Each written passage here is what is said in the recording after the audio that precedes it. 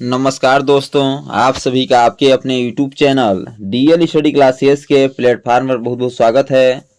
दोस्तों, आज हम रीजनिंग के इंपॉर्टेंट क्वेश्चनों को लेकर आए हैं जो कि आपके आरआरबी, एनटीपीसी, एसएससीजीडी, एससीएमटी, एसएससी-सीपीओ के एग्जाम में पूछे गए हैं और आने वाले एग्जाम में पूछे जा सकते हैं। यदि आप रेलवे या एसएससी के किसी भी एग्जाम की तैयारी कर रहे होंगे तो आपके एग्जाम के लिए रीजनिंग के सभी क्वेश्चन बहुत ही महत्वपूर्ण हैं। तो चलिए बिना देरी किए हुए अपने क्वेश्चन को आगे बढ़ते हैं, जिसमें पहला क्वेश्चन दिया गया है कि निम्नलिखित आकृति श्रृंखला को पूरा कीजिए। बताना है कि जिस प्रकार आपका ये 3 आकृति बने हुए हैं उसी प्रकार अगला आकृति क्या हो जाएगा, यानी इस जो क्वेश्चन मार्क दिख रहा है इसकी जगह पे कौन सी आकृति हो जाएगी। आपको 4 ऑप्शन दिया गया है, आकृति ए, बी, सी और डी। बताना है कि इसके जगह पे कौन सी आकृति सही हो जाएगी। तो पहले आपको आकृति को ध्यान से देखना है। जब आकृति आप देखेंगे तो ये जो आपका ये दिख रहा है क्या है, दूसरी आकृति ऊपर चला गया है। कहाँ चला गया है? ऊपर चला गया, और तीनों आपका सेम ऐसे ही है। फिर तीसरा आकृति देखिएगा, ऊपर वाला फिर नीचे आ गया है, फिर बीच वाला ये वाला ऊपर चला गया है, यानी कि ये ऊपर चला गया है और तीनों आपके सेम है। अगला क्या होगा? अगला जो ये वाला है ना, ये वाला आपका ऊपर चला जाएगा, यानी कि इस प्रकार से ये आपका इस प्रकार हो जाएगा, ये आपका ऊपर में हो जाएगा इस प्रकार से, इस प्रकार से। और सेम आपके सब ऐसे ही बनेंगे, और जो आपके जो बचे हैं ये आपके सेम ऐसे ही रहेंगे, यानी कि ऐसे ही रहेंगे। काला हो जाएगा, काला कर दिया जाएगा। और आपका जो बचेगा ये आपका देखिएगा तो ये क्या है आपका, ये नीचे हो जाएगा, जो ऊपर में है ये आपका इस प्रकार से यहाँ गोला हो जाएगा, ये भी आपका इस प्रकार से ही रहेगा। और आपका ये जो आ रहा है ये भी आपका इस प्रकार से ही रहेगा, इस प्रकार आपका आकृति बनेगा।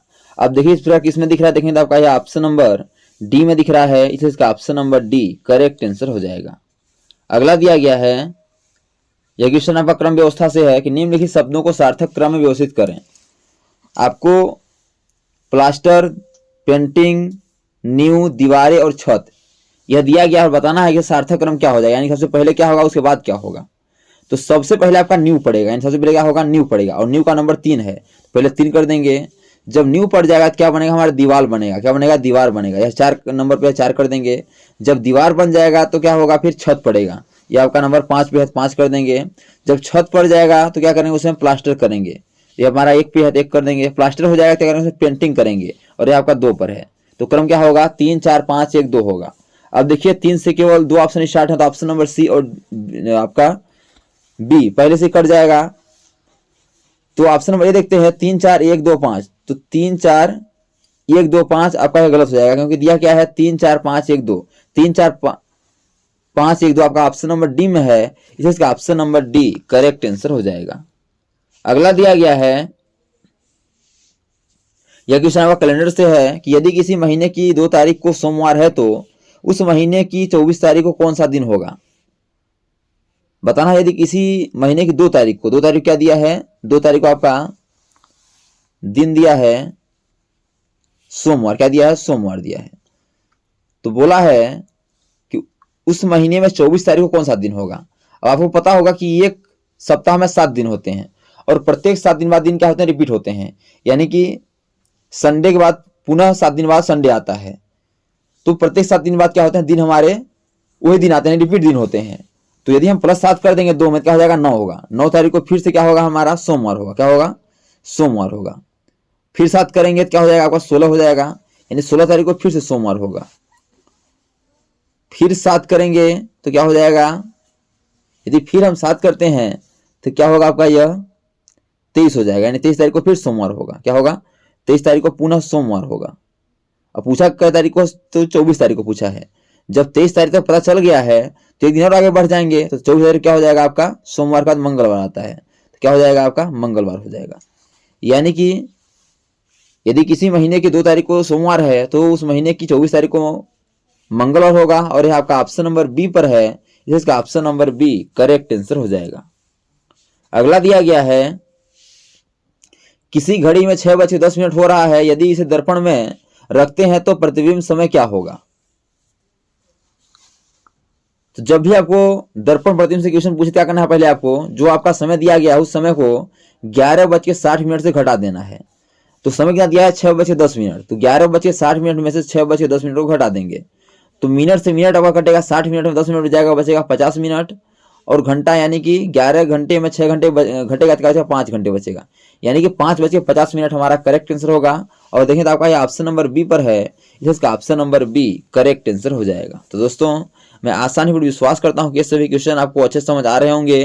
यदि क्वेश्चन में कहीं भी डाउट है तो आप लोग कमेंट बॉक्स में जरूर बताइए, ताकि अगले आने वाले वीडियो में डाउट को भी अच्छे से क्लियर कर सकें। और दोस्तों यदि यह वीडियो आपको अच्छा लगे तो वीडियो को लाइक वो हम दोस्तों में शेयर जरूर करिए, ताकि गवर्नमेंट एग्जाम की तैयारी करने वाले आपके दोस्तों को भी इस वीडियो को लाभ हो सके और एग्जाम में कम से कम समय में रीजनिंग क्वेश्चनों को हल कर पाएं। अगला दिया गया है, यह क्वेश्चन आपका मैथमेटिक्स से है कि दिए गए विकल्पों में से किन दो संख्याओं को आपस में बदलने पर निम्नलिखित समीकरण सही होगा। बताना है जो 8 गुणे 9 डिवाइड 4 प्लस 5 माइनस 3 बराबर 2 है, इनमें से हम किस संख्या को आपस में बदल दें कि हमारा बराबर 2 आ जाए। तो पहले हम ऑप्शन नंबर ए मिला लेते हैं, 3 और 9 को, यानी कि 3 की जगह पे 9 कर देना है, 9 की जगह पे 3 को कर देना है। तो 8 फिर गुणे 9 है तो 9 की जगह क्या करेंगे 3 कर देंगे। 3 डिवाइड बाई 4 प्लस 5 माइनस 9, 3 की जगह क्या करेंगे तो 3 की जगह पे 9 कर देंगे, 9 बराबर हमें 2 लाना है। तो इसे क्या करेंगे हम बोर्ड मास के रूल से हल करेंगे। तो बोर्ड मास का रूल होता है पहले आपको क्या करना है ब्रैकेट तोड़ना है, ब्रैकेट है नहीं, फिर आप भी नहीं है, फिर क्या करना है आपको डिवाइड करना है। तो डिवाइड क्या करेंगे तो 8 गुणे 3 डिवाइड होगा नहीं तो इसका करने से बटे में कर देंगे, फिर कट जाएगा प्लस 5 माइनस 9 बराबर 2 लाना है हमें। देखिएगा 4 दूना 8 यानी 2 बार कट गया यह, तो क्या बचा हमारा 2 गुणे 3 प्लस 5 माइनस 9 बराबर 2 हमें लाना है। तो इसे और आई करेंगे क्या हो जाएगा, फिर क्या करना है अब डिवाइड तो हो गया, मल्टीप्लाई करना है। तो 3 दूना 2 3 6 हो जाएगा आपका, यह क्या हो गया 6, फिर प्लस 5 माइनस 9 बराबर 2, फिर साइड करेंगे क्या हो जाएगा यह, पहले फिर इसे जोड़ देंगे, क्या करेंगे जोड़ देंगे, तो 6 5 11 हो जाएगा और माइनस क्या है 9 बराबर 2 हमें लाना है। तो 11 में यदि हम 9 घटेगा क्या बचेगा 2 बचेगा, यानी 2 बराबर 2 आ रहा है, यानी कि बराबर 2 हमारा आ गया। जब बराबर 2 आ गया तो किस ऑप्शन कि आपके संख्याओं को चेंज करने से आया है, तो ऑप्शन नंबर ए में जो दिया गया है 3 और 9, यानी 3 और 9 को यदि आपस में चेंज कर देते हैं तो हमारा आंसर आ जा रहा है। इसलिए इसका ऑप्शन नंबर जो ए है यही आपका करेक्ट आंसर हो जाएगा। अगला दिया गया है, यह क्वेश्चन आपका शब्द एनालॉजी से है कि नीचे दिए गए विकल्पों में से संबंधित शब्द को चुनिए। बताना जिस प्रकार पढ़ना का संबंध ज्ञान से है उसी प्रकार कार्य का संबंध किससे हो जाएगा। आपको 4 ऑप्शन दिया गया है, काम, अनुभव, निर्माण या करना। तो जिस प्रकार हम पढ़ते हैं तो ज्ञान मिलता है, उसी प्रकार कार्य करते हैं तो हमें अनुभव मिलता है। क्या मिलता है तो अनुभव मिलता है। जब अनुभव मिलता है तो अनुभव किस ऑप्शन में देखें तो आपका ऑप्शन नंबर बी में है, इसका option number B correct answer हो जाएगा। अगला दिया गया है, अर्जुन उत्तर दिशा में 15 किलोमीटर जाता है, फिर बाएं मुड़कर 10 किलोमीटर जाता है, फिर उससे बाएं मुड़कर 15 किलोमीटर जाता है। तो बताइए अर्जुन प्रारंभिक बिंदु से कितनी दूरी पर है। यह क्वेश्चन आपका दिशा एवं दूरी से है। तो सबसे पहले क्या करना है आपको समझना पड़ेगा दिशा किस साइड होता है। तो पहले आपको प्लस का चिन्ह बना लेना है, ऊपर उत्तर होता है, नीचे आपका दक्षिण, इस साइड आपका इस साइड पूर्व होता है और आपका पश्चिम होता है, ये आपको पता है। अब देखिएगा बोला है कि अर्जुन जो है उत्तर दिशा में 15 किलोमीटर जाता है, मान लेते हैं अर्जुन है, क्या है यह अर्जुन है, और है उत्तर दिशा यानी ऊपर की ओर। उत्तर कहाँ है ऊपर की ओर है, तो ऊपर की ओर कितना जाता है उत्तर दिशा में आपका, ऊपर दिशा में जा रहा है आपका यह 15 किलोमीटर, कितना जा रहा है 15 किलोमीटर। फिर बाएं मुड़ता है, जब ऊपर जा रहा है इस साइड जा रहा है, जब बाएं मुड़ेगा तो किस साइड हो जाएगा, और वह इस साइड हो जाएगा, इस साइड। फिर यहाँ क्या होगा यहाँ से बाएं मुड़ेगा, कितना जाता है बाएं मुड़ के, यहाँ से बाएं मुड़ेगा और 10 किलोमीटर जाएगा, कितना जाएगा 10 किलोमीटर जाएगा। फिर से बाएं मुड़ेगा 15 किलोमीटर जाता है, जब इस साइड जा रहा है और पुनः बाएं मुड़ेगा फिर से इसी साइड आएगा, इस साइड, और 15 किलोमीटर जाता है, यानी कि इसके बराबर हो जाएगा, कितना हो जाएगा यह 15 किलोमीटर। तो बोला है प्रारंभिक बिंदु से कितनी दूरी पर है, यानी इस बिंदु से वो अब कितनी दूरी पर है। हमें कौन सा दूरी बताना है, हमें जो आपका यह बिंदु दिख रहा है ना, यहाँ से यहाँ के बीच की दूरी बताना है। तो जब ऊपर में यदि 10 किलोमीटर है तो यहाँ भी यहाँ से इसकी दूरी क्या हो जाएगी 10 किलोमीटर हो जाएगी, यानी क्या हो जाएगी 10 किलोमीटर हो जाएगी। तो प्रारंभिक बिंदु से कितना दूरी पर है 10 किलोमीटर दूरी पर है, और यह ऑप्शन नंबर ए में दिख रहा है, इसलिए इसका option number A correct answer हो जाएगा। अगला दिया गया है, असंगत अक्षर समूह का चयन करें। बताना है PDE SEA JKD HBJ, इसमें बताना असंगत कौन सा। असंगत का मतलब होता है कि जो आपके 4 ऑप्शन में से 3 ऑप्शन एक ही लॉजिक को फॉलो करेंगे, एक ऑप्शन अलग होगा, हमें उस अलग की पहचान करना है। तो सबसे पहले आप ध्यान से समझिएगा, क्या करने के पहले से नंबरिंग कर लेते हैं। P आता है आपका 16 पे, क्या आता है 16 नंबर पे, P आता है 16 पे, इसका कर लेते हैं। P आता है 16 पे, D आता है 4 पे, ई आता है 5 पे। फिर देखिएगा इसे करते हैं ऑप्शन नंबर बी को, यस आता है आपका 19 पे, ई आता है 5 पे, ई आता है 1 पे। दूसरा देख लेते हैं, जी आता है 10 पे, की आता है 11 पे, डी आता है 4 पे। आगे देखिएगा यस आता है 8 पे, बी आता है 2 पे, जी आता है आपका 2 पे और जी आता है आपका 10 पे। अभी आपको यहाँ से कुछ समझ नहीं आ रहा होगा क्योंकि 6 4 5 9 5 1 10 11 4 8 2 10, इसमें कोई आपका लॉजिक समझ नहीं आ रहा है। अब क्या करिए, इन्हें आपस में यदि आप संख्या को जोड़ देते हैं तो क्या हो जाएगा, 16 4 20 5 25 क्या हो जाएगा, 25 हो जाएगा। इसे जोड़ेंगे क्या हो जाएगा, 19 24 25 क्या हो जाएगा, यह भी 25 हो जा रहा है। इसे भी जोड़ देते हैं तो 11 10 21 और 24 क्या हो जाएगा, 25 हो रहा है। इसको जोड़ने 25 हो रहा है। फिर से जोड़ते हैं 10 10 क्या हो जाएगा, यह 20 हो जाएगा। अब देखिएगा यदि option number A B C को जोड़ रहे हैं उसको नंबरिंग करके तो हमारा 25 हो रहा है, लेकिन ऑप्शन नंबर यदि डी को नंबरिंग करके जोड़ रहे हैं तो क्या हो रहा है, 20 हो रहा है। तो अवलक की पहचान आपका बहुत ही आसान हो गया। अवलक कौन सा है दिख रहा है आपको, अलग आपका ऑप्शन नंबर डी है, क्योंकि जोड़ने पर क्या आ रहा है, इसमें 20 आ रहा है, आना कितना चाहिए, 25 आना चाहिए। इसलिए इसका ऑप्शन नंबर जो डी है ना, यही आपका करेक्ट आंसर हो जाएगा। अगला दिया गया है, एक निश्चित कोड भाषा में फोर्स को 8 3 0 5 2 लिखा जाता है, गेम्स को 4 2 7 6 1 लिखा जाता है और फॉर्म को 0 8 9 5 7 लिखा जाता है, तो उसी कोड भाषा में सी का को कैसे लिखा जाएगा। तो जैसे ये क्वेश्चन दिखता है सी, तो वो लोग क्या करते हैं, सी का कोड कौन सा है आपका, 5 है, तो 5 को आंसर देके आगे बढ़ जाते हैं। लेकिन नहीं, यह गलत हो जाएगा। अब गलत कैसे होगा, तो चलिए इसे समझाते हैं कि सही आंसर क्या होगा। तो पहले क्या करना है, आपको कॉमन ढूंढना है, यानी कि फोर्स गेम्स और फॉर्म में से कॉमन ढूंढना है। तो ये इसमें से एफ मिल रहा है तो एफ काट दीजिए, कॉमन मिल रहा है। जब इन दोनों में कॉमन मिल गया क्या करिए, 8 इसमें कॉमन देखिए, संख्या में क्या मिल रहा है, तो संख्या में 8 यहाँ मिल रहा है और 8 यहाँ मिल रहा है, 8 काट देते हैं। फिर कॉमन क्या मिला, तो ओ मिल रहा है, तो ओ देखिएगा यहाँ भी ओ मिल रहा है। फिर दोनों में कॉमन क्या मिल रहा है, 0 मिल रहा है, तो 0 काट दीजिए। आगे देखिएगा फिर क्या आर है इसमें, तो आर इसमें कॉमन किससे मिल रहा है, तो आर देखिए आर से भी मिल रहा है, यहाँ भी आर मिल रहा है। फिर नंबर कॉमन क्या मिल रहा है, तो नंबर कॉमन देंगे तो आपका 5 मिला, तो 5 भी काट देंगे। लेकिन आपको यदि हम अक्षर का कॉमन इन दोनों से लेंगे, फोर्स और फॉर्म में, तो यदि अक्षर का कॉमन भी उन्हीं से लेना है। अब देखिए क्या है, फिर आपका कॉमन क्या मिल रहा है, इसमें यूएम है, इसमें यूएम है ही नहीं। अब देखिए हम गेम्स में देखते हैं कॉमन क्या मिल रहा है, इसमें से फोर्स और गेम्स में से इसमें ई कॉमन मिल रहा है, क्या मिल रहा है, ई कॉमन मिल रहा है दोनों में। जब ई कॉमन मिल रहा है तो अक्षर देखिएगा, इसमें अक्षर कॉमन 2 मिल रहा है, क्या मिल रहा है, 2 मिल रहा है।